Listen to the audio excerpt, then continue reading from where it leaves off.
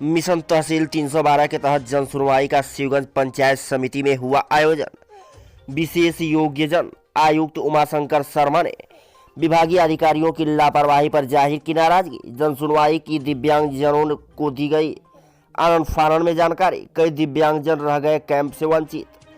दिव्यांगों ने सुनाई आप बीती पीड़ा। आयुक्त शर्मा को बताया प्रशासनिक अधिकारी करते हैं दो कला व्यवहार, देखते हैं घरड़ी भरी निगाहों से।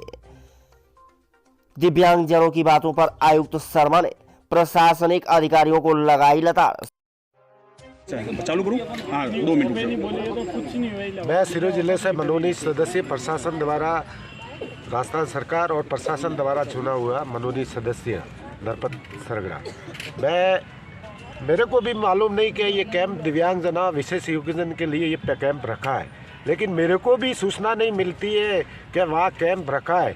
एक ग्राम सेवक का फ़ोन आया, वो भी बागसिंग ग्राम पंचायत ललित जी मीणा का, और उन्होंने कहा कि तुम्हारे यहाँ कैंप है, लेकिन प्रशासन, पंचायत समिति और किसी ने हमारे को कोई सूचना नहीं दी कि ये यहाँ दिव्यांगजनों का कैंप है।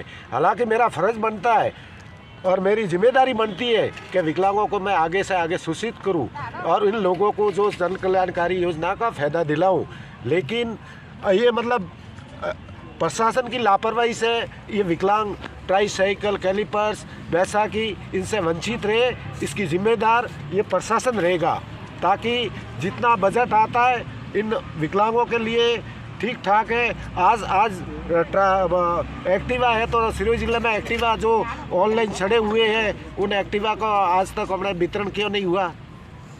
दूसरे जिलों में एक्टिवा का वितरण हुआ है, तो ये बोल रहे कि अनुमोदन होने में कोई कितनी टाइम लग सकती है, लेकिन वास्तविकता से कोई भी स्कीम लो विकलांगों को फायदा नहीं। आज नरेगा कार्यस्थल पर विकलांगों को 5 किलोमीटर की दूरी पर लगाया जाता है, हालांकि 1 किलोमीटर की दूरी पर विकलांग काम कर सकता है। उनके बाद नेट में वरीयता और प्राथमिकता विकलांग में होती है, लेकिन प्राथमिकता नहीं होते।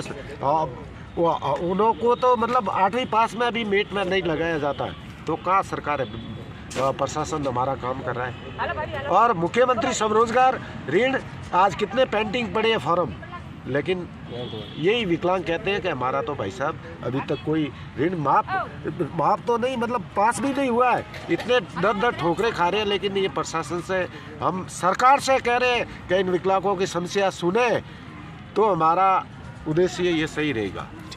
अन्यथा लोगों की जानकारी मिली कि भाई वो शिविर है, कैंप है, नहीं तो क्या नाम है? कांतिलाल जी। जो मिशन तहसील 392 जो रहा है वो अधूरा ही रहा है। क्यों? क्योंकि ये अल्प समय में, बहुत ही कम समय में हमको सूचना मिली तहसील स्तर पर कि आपको जो भी विकलांग है या जो हैंडीकैप्ड है आपके वार्डों में उनको लाइए। बहुत कम समय से, लगभग मुझे अप्रोक्स 10:30 से 11 बजे के लमसम कॉल आया, और कॉल पे मैं खुद जहाँ तक कि लोगों को घर से लेकर आया हूँ। तो मैं एक प्रशासन की बहुत बड़ी भूल या फिर विकलांगों के साथ अन्याय कहा जा सकता है, या फिर ये मिशन पूरा अधूरा रहा है। आम जन की आवाज़ और अल्प जैसे विकलांगों के लिए बहुत ही निंदनीय विषय है कि इनको सूचना न देकर कई लोगों को वंचित रह गए, और भी हो सकते थे। कई लोग ऐसे जो अभी भी घर पर है, उनको सूचना तक भी नहीं, इन कार्यक्रम की जानकारी भी नहीं। धन्यवाद।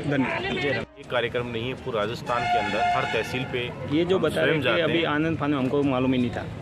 अब देखिए जो भी है, जिसके तरीके से प्रचार प्रसार किसी ने नहीं किया, जो भी है उस पर अब देखेंगे आगे क्या है। और अभी जैसा कि सुनवाई कार्यक्रम 1 तारीख सिरोही हमने रिजर्व रखा है, इसीलिए जहाँ जहाँ कोई कमी रही होगी उसको 1 तारीख को कवर करेंगे। मोबाइल कोर्ट भी है, उस दिन सिरोही में सुनवाई कार्यक्रम भी रखा है। और हम तो हर तहसील पे इसीलिए जा रहे हैं कि व्यक्तिगत मिल सुन पाते हैं और उनको योजनाओं का लाभ दिला पाते हैं, विभागीय जानकारियाँ उनको दे पाते हैं, सरकार क्या क्या योजनाएं चला रही हैं वह हम समझा पाते हैं। चिरंजीवी स्वास्थ्य बीमा योजना जो एक कितनी शानदार योजना है, पूरे भारत के अंदर राजस्थान में चलाई जा रही माननीय मुख्यमंत्री अशोक गहलोत जी के नेतृत्व में, जिससे आज विशेष योग्यजनों को सबसे ज़्यादा ज़रूरत महसूस होती है। आज आपने देखा होगा कुछ पैरों का इलाज करवाना चाहते हैं, कोई आँख का इलाज करवाना है, किसी को कॉन्क्लेयर इम्प्लांट की आज आप देखें 3 से 4 लाख रुपये उस पर खर्च होता है। तो आज इसको चिरंजीवी स्वास्थ्य बीमा योजना में 3 से 4 लाख रुपए तक के कॉन्क्लेयर इम्प्लांट को निःशुल्क कर दिया गया माननीय मुख्यमंत्री जी की संवेदनशीलता के चलते। तो यह भी बहुत बड़ी बात है, जब मालूम नहीं होगा तो अपना इलाज कैसे कराएंगे। तो इन्हीं सब बातों का प्रचार प्रसार हम स्वयं भी करते हैं और विभागीय अधिकारी मौके पर उपस्थित रहकर भी करते हैं। आज ये 121वीं तहसील है। बीकानेर संभाग के 4 जिलों की 36 तहसील पर सुनवाई की गई। उसके बाद उदयपुर संभाग का द्वितीय चरण में 6 जिलों की 72 तहसील पर सुनवाई की गई और तृतीय चरण में हम लोग जोधपुर संभाग में जालोर में कल सुनवाई हमने पूरी की है और मोबाइल कोर्ट का वहाँ एक आयोजन किया गया था।